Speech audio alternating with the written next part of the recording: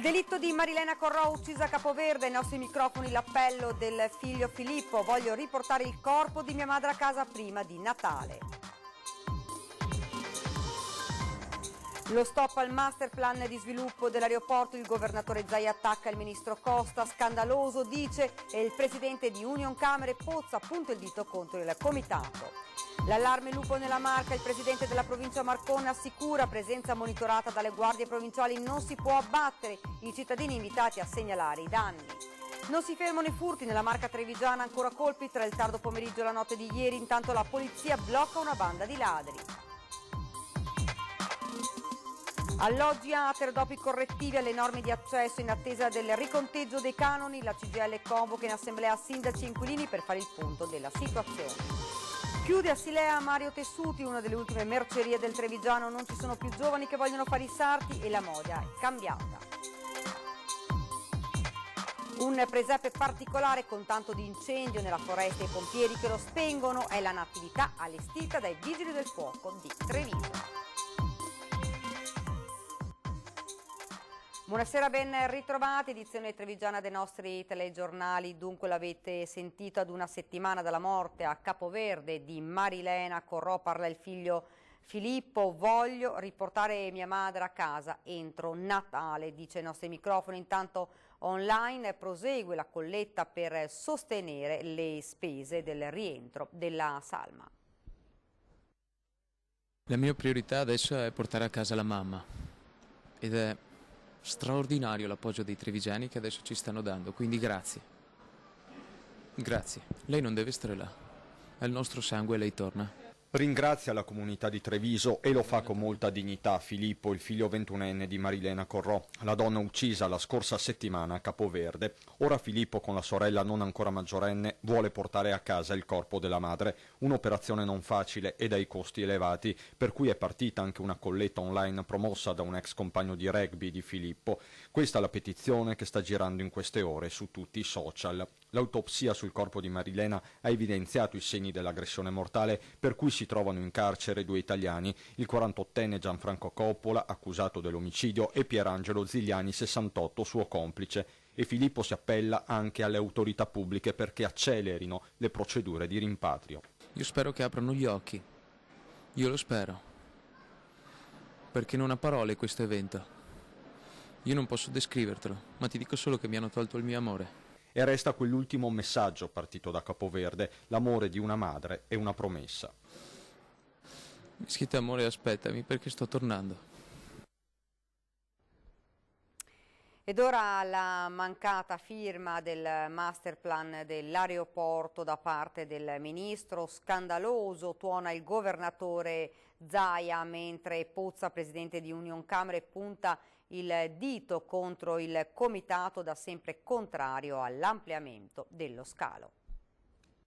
È scandaloso quello che sta accadendo, le carte sono a posto, commissioni autorevoli e fra l'altro autonome hanno già dato il loro parere a livello regionale. Pensare che il Ministro ha da settimane, da mesi in mano questo dossier e ci dice che non firma e che vuole ancora approfondire vuol dire che non si decide mai nulla. Non va per il sottile il presidente del Veneto Luca Zaia commentando la decisione del Ministro all'Ambiente Sergio Costa di non firmare il master plan di sviluppo da 54 milioni di euro dell'aeroporto di Treviso.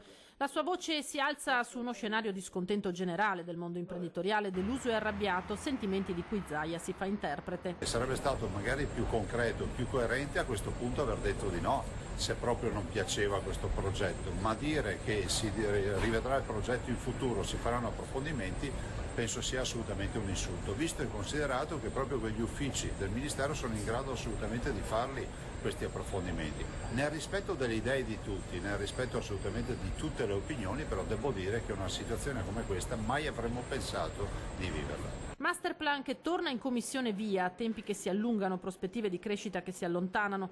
Duro a nome delle categorie il commento del presidente di Union Camere Veneto Mario Pozza. Ci siamo già attivati ovviamente per portare la voce delle imprese, però spero che questo possa rimettere in moto il meccanismo, ma indubbiamente non si può continuare a essere in balia dei comitati, questa gente che abita vicino all'aeroporto. L'aeroporto quanti anni è che è lì?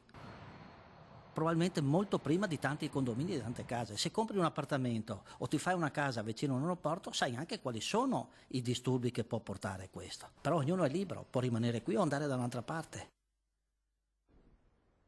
Ed ora torniamo a parlare del lupo nella Marca. Il presidente della provincia, Stefano Marcon, afferma che la presenza è monitorata dalle guardie provinciali, ma non si può uccidere, dice, invitando i cittadini a segnalare i danni.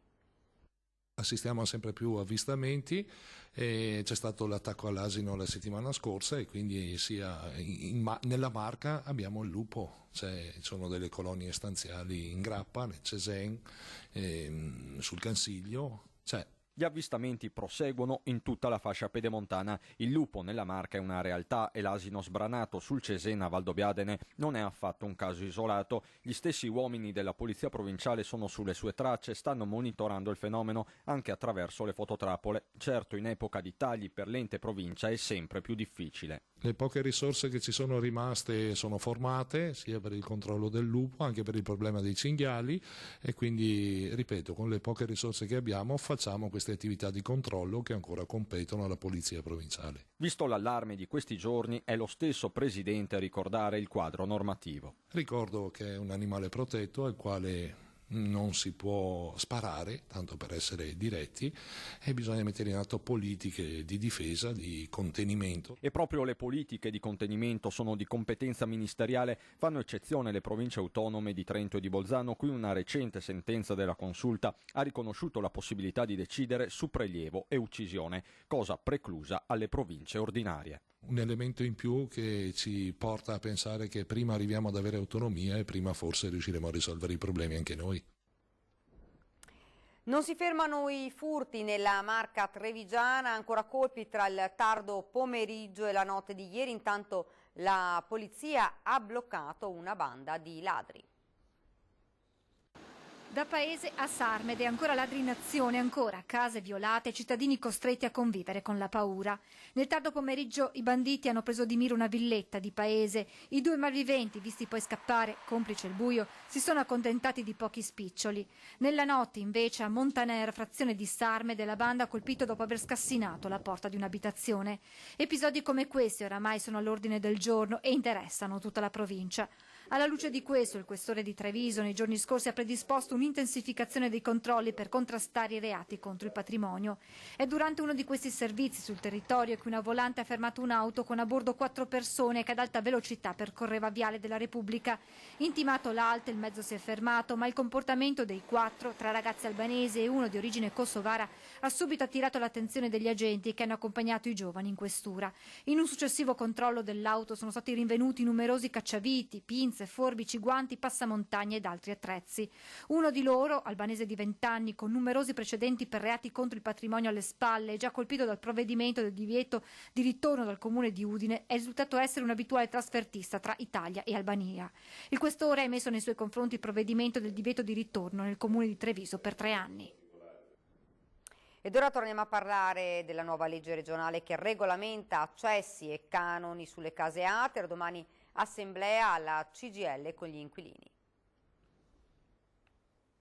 Alcuni emendamenti su canoni e assegnazioni delle case ATER sono stati recepiti, ma ci sono ancora dei punti che andrebbero discussi. Così partono domani 3 incontri per fare il punto della situazione. La prima assemblea sarà alle 10 in via Dandolo, nell'auditorium della CGIL, presenti inquilini, sindacati e il primo cittadino Mario Conte. Nel pomeriggio l'assemblea si sposterà a Conegliano con il sindaco Chies, venerdì invece al centro Due Mulini a Castelfranco con la presenza di Marcon. È stato fatto l'emendamento che alza il tetto ISE per la permanenza nelle case popolari, che passa dai 20.000 previsti nella legge attuale a 35.000 per chi è già all'interno delle case ATER, mentre per i nuovi che entrano avendo un reddito ISE sotto i 20.000 euro la permanenza poi successiva scatterà dopo i 26.000 euro. Non solo, ma sono stati fatti dei correttivi per gli over 65 e per le famiglie che hanno dei disabili, ma ci sono ancora dei nodi da risolvere. Sostanzialmente riguardano il ricalcolo dell'affitto partendo da un tetto massimo di 35.000 euro, non più da 20, in modo che si abbassi l'affitto per chi ha un ISE più basso, che sia valutato attentamente il prezzo dell'immobile rispetto a dove è collocato. Da rivedere sarà anche la questione degli anziani che vivono soli e che non hanno ricevuto proposte per andare in appartamenti più piccoli e, rimanendo in quelli grandi, pagherebbero un affitto molto più alto delle loro possibilità. Poi, una volta fatta la nuova norma, bisogna vedere anche come coniugare quella parte in più che è stata pagata in questi mesi e trovare la soluzione di stornare i maggiori oneri che gli inquilini hanno faticato a pagare. Un pezzo di storia trevigiana che se ne va, chiude a Silea Mario Tessuti, una delle ultime mercerie del Trevigiano. Non ci sono più giovani che vogliono fare i sarti e la moda è cambiata. Era proprio la Treviso, signore e signori. Io ho avuto, per esempio, come collega, l'ho portato io all'alta moda, Luciano Benetton, per esempio.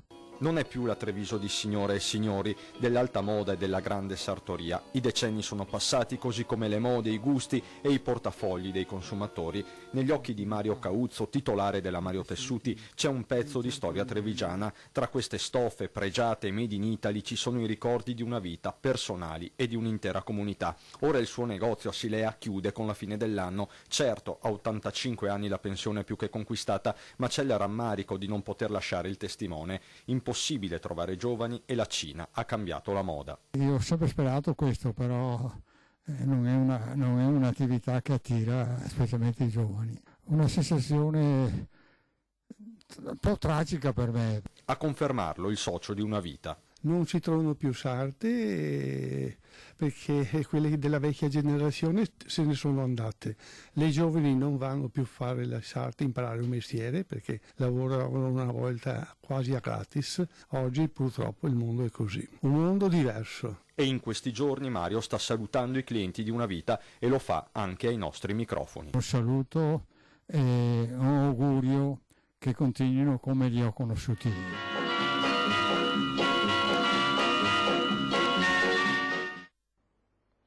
Sport, creatività e solidarietà sono stati presentati i calendari 2020 delle 3 società simbolo dello sport trevigiano, tutti insieme per un nobile obiettivo.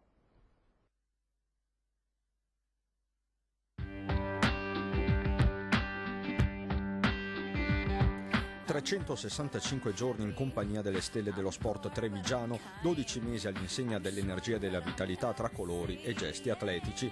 Sono molto di più che dei semplici calendari quelli presentati da Benetton Rugby, De Longhi Basket e Imoco Volley, visto l'obiettivo di raccogliere fondi per lo IOV, l'Istituto Oncologico Veneto. In ballo c'è l'acquisto di un software utile per la radioterapia di precisione dei tumori cerebrali pediatrici. Anche per questo si pensa ai numeri da raggiungere. L'obiettivo è ambizioso, dopo gli 8.000 euro del primo anno, circa 8.170, i 14.000 euro del secondo anno, l'obiettivo sarebbero i 50.000 euro. Tra i sostenitori dell'iniziativa c'è anche il Comune di Treviso che si appella direttamente alle aziende del territorio. Se avete un'azienda può essere un regalo veramente bellissimo per tutti i dipendenti e aiutiamo i bambini perché il nostro futuro è la cosa più importante che abbiamo. I calendari sono acquistabili online e negli uffici delle varie società, ma anche allo stadio di Monigo e al Palaverde. E un messaggio a tutti i tifosi arriva da un big. L'appello è: comprate il calendario, regalatelo il più possibile, perché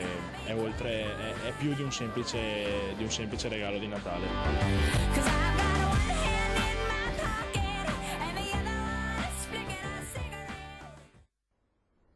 Due classi del liceo veronese di Montebelluna in visita alla nostra emittente. Questa mattina i ragazzi della terza B con indirizzo Scienze Umane e quelli della terza D a indirizzo economico-sociale, accompagnati dai loro insegnanti, sono venuti nella nostra sede di San Biagio di Callalta con il nostro vice direttore Ferdinando Avarino come cicerone d'eccezione. Hanno visitato gli studi e la redazione approfondendo come viene realizzato un telegiornale e assistendo poi dal vivo alla sua messa in onda.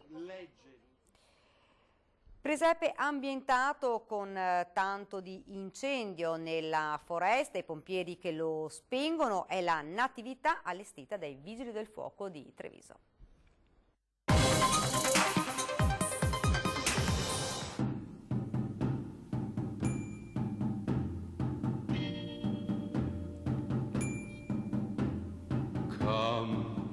They told questo è il presepe dei Vigili del Fuoco. Il nostro è un presepe unico perché si ispira alla nostra operatività e quest'anno abbiamo sposato il tema lanciato dal Comune, il rispetto ambientale e soprattutto la rinascita del bosco. Abbiamo creato uno scenario particolare, abbiamo ambientato la nostra natività, il nostro presepe all'interno della foresta amazzonica, creando proprio l'incendio all'interno della foresta. Tutto il lavoro che noi abbiamo realizzato lo mettiamo al servizio della comunità e le gentili offerte che vorranno dare andranno all'Oasi di Pediatria dell'Associazione per mio figlio che opera presso la pediatria del Cafoncello di Treviso. Buone feste a tutti dai Vigili del Fuoco di Treviso. I have no gift to bring. E anche quest'anno torna la nostra rubrica, il vostro presepe. Potete vedere adesso in sovraimpressione i numeri e le mail a cui potete inviarci le immagini della vostra natività. Se non potete riprendere o inviarci delle foto o dei video, contattateci al numero che vedete in sovraimpressione e noi verremo da voi. Ed ora ci fermiamo per una piccola pausa pubblicitaria, rimanete con noi.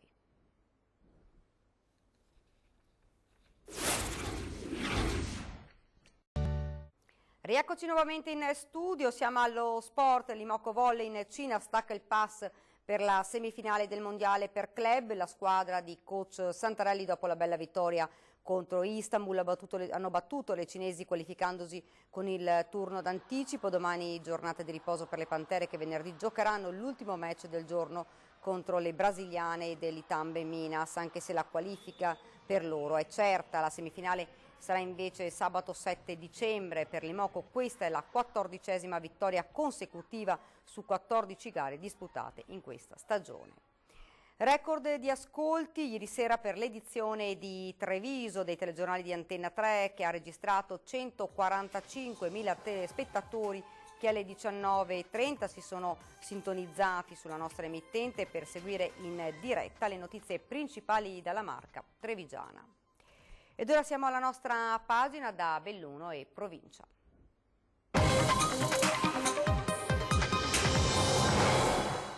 Sparavano sulla pubblica via imbracciando potenti fucili modificati e detenuti illegalmente, guai per 2 presunti bracconieri di Castellavazzo arrestati lunedì e rimessi in libertà dal GIP oggi con l'obbligo di firma.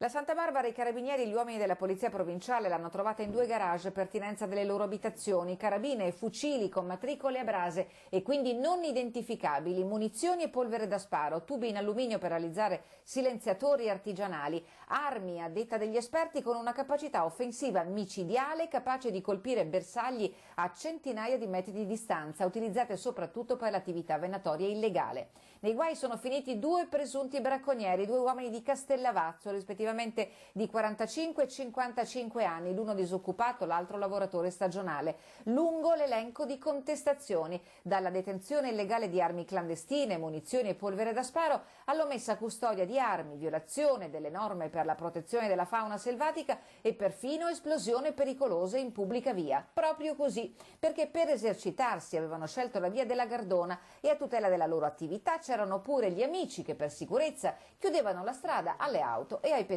Una sorta di Far West che andava avanti da almeno un paio di mesi. Abbiamo ricevuto queste informazioni circa 3 mesi fa ed è partita una collaborazione tra noi, Arma dei Carabinieri e la Polizia Provinciale. Abbiamo così deciso di effettuare dei controlli amministrativi, da cui sono scaturite delle perquisizioni. L'operazione congiunta è scattata lunedì scorso dopo gli accertamenti svolti anche con fototrappole e ha portato all'arresto dei 2 uomini, al sequestro delle armi e del munizionamento ottenute non senza resistenza e di 300 kg di carne congelata, per lo più di cervo, sulla cui destinazione sono in corso accertamenti. È una quantità importante, soprattutto se detenuta appunto da privati, che dà da pensare sul tipo di smaltimento che poteva avere eventualmente successivamente e quindi sarà un'attività che nel prossimo futuro valuteremo. L'udienza per la convalida degli arresti stamani di fronte al GIP di Belluno che ha scarcerato i 2 uomini sottoponendoli all'obbligo di firma alla stazione Carabinieri di Longarone. Vigili del fuoco in festa oggi per la ricorrenza della patrona Santa Barbara a Belluno, cerimonia nella nuova casa dei pompieri che sarà operativa entro la primavera dell'anno prossimo. Il tricolore sulla torretta delle esercitazioni, i mezzi schierati nell'enorme piazzale su cui si affacciano le rimesse, i magazzini e la caserma, che entro la prossima primavera diverrà la nuova casa dei Vigili del Fuoco di Belluno.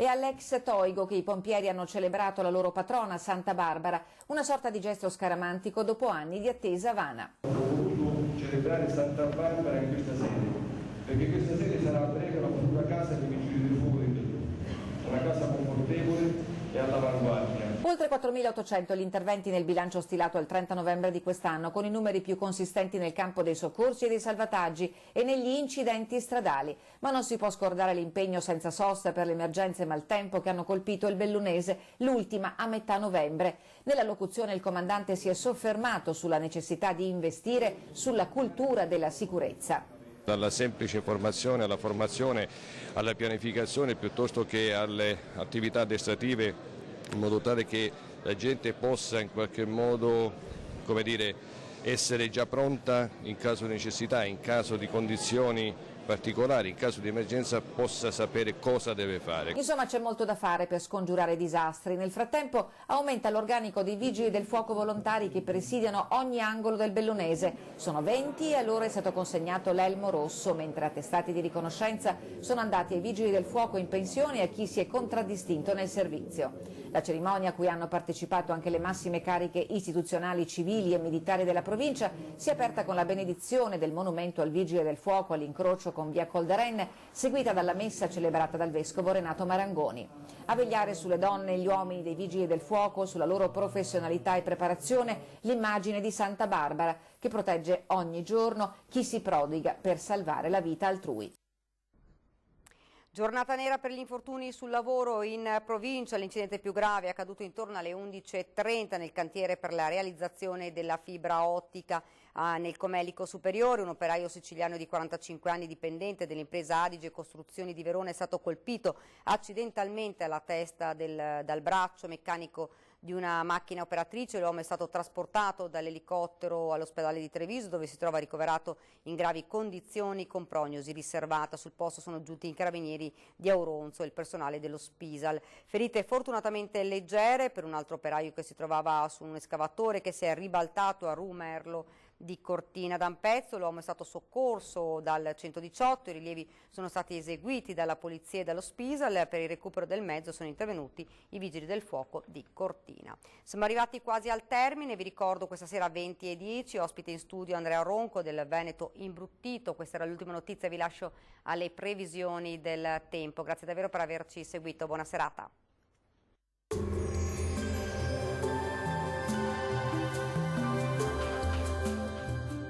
Tonus Laboratorio del Piede, centro altamente specializzato nella costruzione di plantari su misura, dedica nuove tecnologie di rilevazione dei carichi posturali per dare voce alla filosofia di benessere che lo caratterizza. Bentrovati al meteo. Si mantiene stabile il tempo sul nostro territorio, ancora sole prevalente nella giornata di giovedì 5 dicembre. La situazione nel dettaglio. Sul Veneto bel tempo con ampio soleggiamento su tutti i settori. Il cielo infatti si presenterà sereno, al massimo poco nuvoloso, non sono attese piogge. Attenzione solamente a possibili gelate notturne in pianura e nei fondovalle. Temperature ampiamente sotto zero sul bellunese, fino a 2 gradi altrove, massime comprese invece tra 6 e 9 gradi. Stessa situazione anche sul Friuli Venezia Giulia, con tanto sole ovunque, salvo per innocui addensamenti sulle zone costiere. Temperature minime tra lo 0 e i 4 gradi, massime tra 8 e 10 gradi. Poche novità anche sul Trentino Alto Adige, dove sarà ampiamente soleggiato ovunque, il cielo sarà sereno o poco nuvoloso. Temperature minime sotto zero, fino a meno 4 gradi, massime sugli 8 gradi circa. Dal meteo per ora è tutto, arrivederci al prossimo aggiornamento.